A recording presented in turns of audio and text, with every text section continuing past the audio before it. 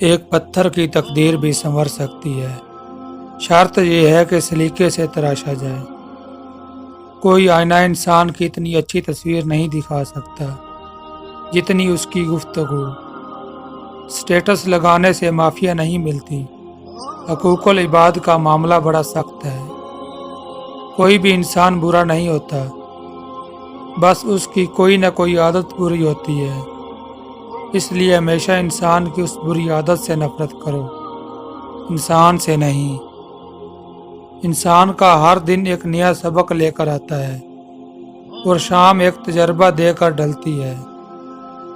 باشعور اور باضمیر لوگوں کے بیچ دوستی کا رشتہ خون کے رشتوں سے زیادہ گہرا ہوتا ہے۔ اگر لوگ بلا وجہ تمہارے دشمن بننے لگیں تو مان لو کہ تمہارے اندر کوئی شے ہے جو سامنے والے حسد کا شکار ہیں۔ رات کو اللہ کی بارگاہ سے مانگنے والا فقیر دن کے وقت دنیا والوں کا بادشاہ ہوا کرتا ہے۔ صبر اور حوصلہ رکھیں، جب خوشیاں نہیں ٹھہریں تو غم کی کیا اوقات ہے۔ فکر نہ کرو، لوگ تو بھول جائیں مگر اللہ کریم نہیں بھولتا تمہاری نیکی اور نہ لوگوں کی زیادتی۔ کسی کو اداس پاؤ تو نصیحت کی بجائے اس کو سن لیا کرو، احساس سے، محبت سے، بغیر کسی غرض سے۔